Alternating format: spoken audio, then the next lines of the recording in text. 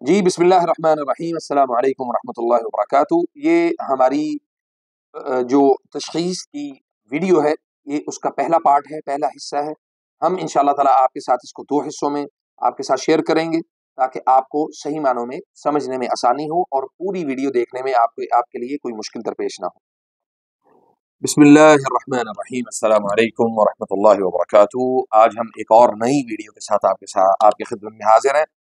اور ویڈیو شروع کرنے سے پہلے میں آپ کو بتا دوں کہ ہمارا چینل جو ہے وہ قرآن اور سنت کے علاج کو پروموٹ کرتا ہے، اور اسی کے اوپر ہم ویڈیوز بناتے ہیں۔ اس لیے میں آپ سے درخواست کرتا ہوں کہ آپ ہمارے چینل کو سبسکرائب کریں۔ میں ہر ویڈیو میں نہیں کہہ پاتا، لیکن آپ ہمارے چینل کو سبسکرائب کریں، بیل آئیکن کو دبائیں، اور ہر اچھی بات جو ہے وہ صدقہ ہوتی ہے، لوگوں تک ہماری ان باتوں کو ضرور پہنچایا کریں۔ آپ کے بات پہنچانے سے اللہ کے فضل و کرم سے لوگوں کو خیر جو ہے نا وہ پہنچ سکتی ہے۔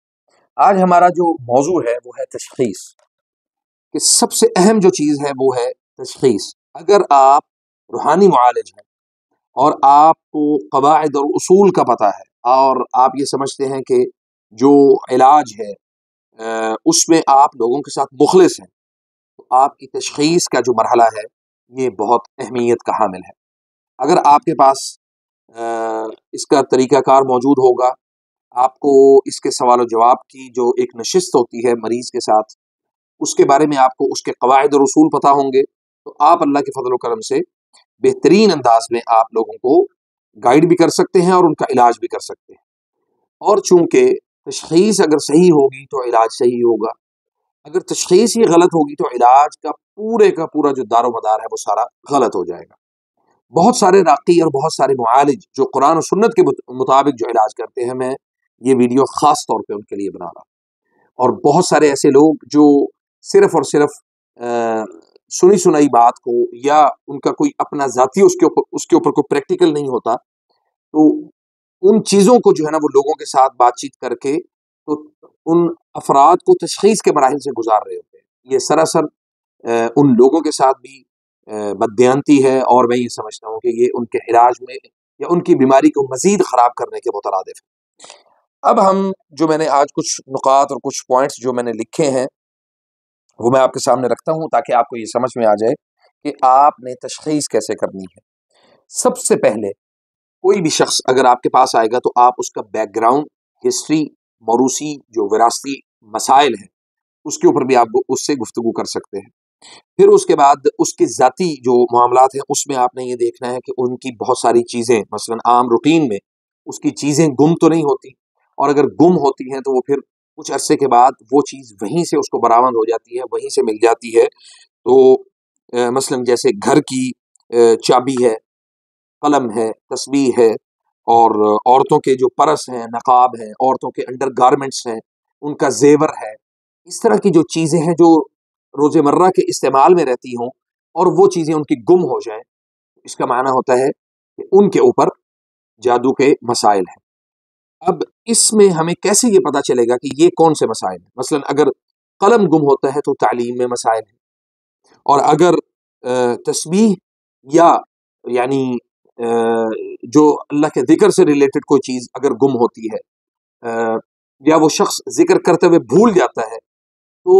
اس شخص کو بھی یعنی اس شخص کے اوپر جو عبادات کا سحر ہے، وہ عبادات میں اس کا دل نہیں لگتا۔ اور اسی طرح عورتوں کے لیے جو مسائل ہیں، مثلا عورتوں کا پرس گم ہو جانا، انڈر گارمنٹس گم ہو جانا، نقاب یا جوتے یا ساکس وغیرہ گم ہو جانا، اس چیز کا تعلق ہوتا ہے اس شخص کی عزت کے ساتھ، اس شخص کے کردار کے ساتھ۔ اور اگر یہ چیزیں ایک یا دو بار گم ہوں تو اس میں کوئی مسئلہ نہیں ہے، مطلب نارمل روٹین میں ایک دو دفعہ گم ہو تو کوئی پرابلم نہیں ہوتا۔ اور اگر یہ چیزیں بار بار گم ہوتی ہیں اور بار بار آپ کو ملتی ہیں، اس کا معنی واضح ہے کہ یہ ایک کسی روحانی مسئلے کی علامت ہے۔ اور پھر اس کے بعد اگلا جو نقطہ ہے وہ ہے کہ گھر کی چابی کا بار بار گم ہو جانا۔ بعض لوگوں کی چابیاں جو ہے نا وہ خواب کے اندر گم ہوتی ہیں، وہ بیچارے گھر کے باہر آ کے تلاش کر رہے ہوتے ہیں، ان کو معلوم ہی نہیں ہوتا کہ ہمارے ساتھ اصل میں مسائل کیا ہیں۔ تو باپ یعنی جو گھر کی انتظامی جو معاملات ہیں ان کو چلانے والا کون ہوتا ہے؟ باپ ہوتا ہے، اللہ نے اس کو مسئول بنایا ہے۔ تو اس مسئول کی زندگی میں یہ دلیل ہے کہ یہ اس کی زندگی میں رکاوٹ کے مسائل، مثلا چابی گم ہو جاتی ہے، یا اس کے کوئی پیسے گھر کے اندر سے گم ہو جاتے ہیں، یا اموال کے اندر کوئی سرقہ یعنی السرقہ یعنی کوئی چوری ہو جاتی ہے، چیزیں گم ہو جاتی ہیں، تو یہ بھی اس چیز کی علامت ہے کہ باپ کے رزق میں رکاوٹ ہے۔ اور ماں کے لیے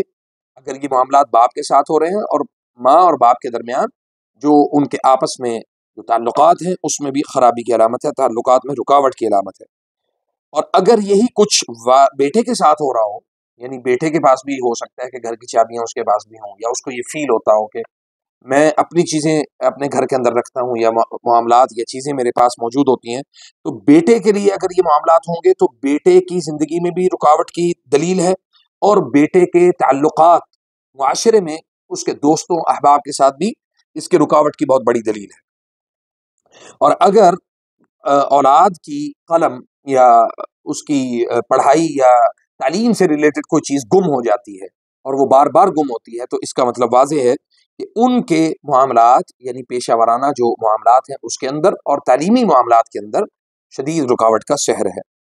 اسی طرح گاڑی کی چابی کا گم ہو جانا، اس کا بھی تعلق اسی چیز کے ساتھ ہے۔ اور سب سے اہم جو نقطہ ہے وہ ہے جوتوں کا بار بار گم ہو جانا۔ جوتے چونکہ بار بار گم ہوتے ہیں، یہ زندگی کے عمومی وسائل میں رکاوٹ کی دلیل ہے۔ مثلاً آپ کوئی رشتہ داری کرنا چاہتے ہیں تو اس میں رکاوٹ کی دلیل ہے، کیونکہ جوتا جو ہے یہ آپ کو چلنے میں، معاملات کے اندر آگے بڑھنے میں اور پیدل چلنے میں راحت دیتا ہے، اور اگر جوتا گم ہو جائے تو انسان کا پیدل چلنا یا اس کا چل کے کسی دوسرے شخص کی طرف جانا یہ اس کے لیے مشکل کا سبب ہوتا ہے اور وہ نہیں جا سکتا۔ اس کا معنی ہے کہ یہ عمومی مسائل کے اندر رکاوٹ کا مسئلہ ہے۔ تشخیص کے قواعد کا جو دوسرا جو اہم پہلو ہے وہ ہے کہ رقیہ کے دوران یعنی دم سننے کے دوران جو خیالات آتے ہیں اس میں کچھ خاص لوگوں کا اسپیسیفک لوگوں کا نظر آنا اس بات کی علامت ہے کہ انہوں نے آپ کے گھر کو یا تو نظر لگائی ہے یا وہ آپ سے حسد کرتے ہیں، اور اگر ان کی نظر حسد یعنی نظر اور حسد دونوں موجود ہیں تو یہ واضح طور پہ دلیل ہے کہ یہ کوئی شیطانی عمل نہیں ہے کہ شیطان نے آپ کو دکھایا ہے۔ یہ واضح طور پہ چونکہ آپ مدد قرآن کریم اور اللہ تعالیٰ کے کلام سے لے رہے ہیں، تو پھر وہ شخص جو آپ کے سامنے آپ کے رقیہ کے دوران دم سننے کے دوران آپ کے سامنے واضح ہوتا ہے تو وہی شخص آپ کا مجرم ہے۔ لیکن اس میں شیطان کے دھوکے سے ہمیں بچنا ہمارے لیے یہ بھی ضروری ہے۔ اس لیے کسی بھی شخص پر یہ یاد رکھیں کہ کوئی بھی حکم لگانے سے پہلے یا کوئی بھی اس کے اوپر الزام لگانے سے پہلے ہمیں اس کے ظاہری شواہد کا ہونا یہ بہت ضروری ہے۔ یعنی ظاہری شواہد سے مراد اس کے بارے میں ہمیں ایسی گواہیاں ملی ہوں کہ وہ شخص عملیات کرنے والے شخص کے پاس جاتا ہے، جادوگر کے پاس جاتا ہے، یا اس نے کبھی تعویذ دھاگا کروایا ہے اپنے لیے یا اپنی اولاد کے لیے۔ کسی بھی وقت ایک دفعہ بھی اگر کوئی شخص کسی عامل یا تعویذ والے کے پاس گیا ہے تو اس کے عقیدے میں ہمیں مشکوک ہونا پڑے گا، شک کرنا پڑے گا کہ اس کا عقیدہ درست ہے یا نہیں۔ رقیہ کے دوران تصور میں کچھ خاص مقامات کا آنا یہ کس بات کی دلیل ہے؟ یہ اس بات کی علامت ہے کہ آپ کو اس مقام سے متعلق روحانی مسئلہ ہے۔ مثلاً آپ کے پرانے گھر سے متعلق آپ کو کوئی مسئلہ ہو سکتا ہے، آپ کی زمینوں سے متعلق آپ کو کوئی پرابلم ہو سکتا ہے، اور اسی طرح اکثر لوگ جو پرانے یعنی اسکول کو دیکھتے ہیں،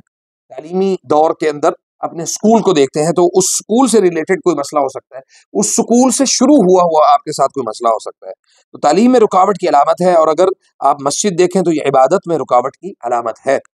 اچھا، رقیہ کے دوران تصور میں کچھ خاص چیزوں کا آنا اس بات کی علامت ہے کہ آپ کو اس چیز میں مسئلہ ہے۔ مثلا قرآن کا آنا، آپ قرآن کی تلاوت نہیں کر سکتے، قرآن کی تلاوت یا حفظ میں رکاوٹ کی دلیل ہے۔ قلم یا کتاب کا آنا علم میں رکاوٹ کی علامت ہے، اور جائے نماز، سجادہ، مصلی جسے ہم کہتے ہیں، اس کا آنا عبادت میں رکاوٹ کی دلیل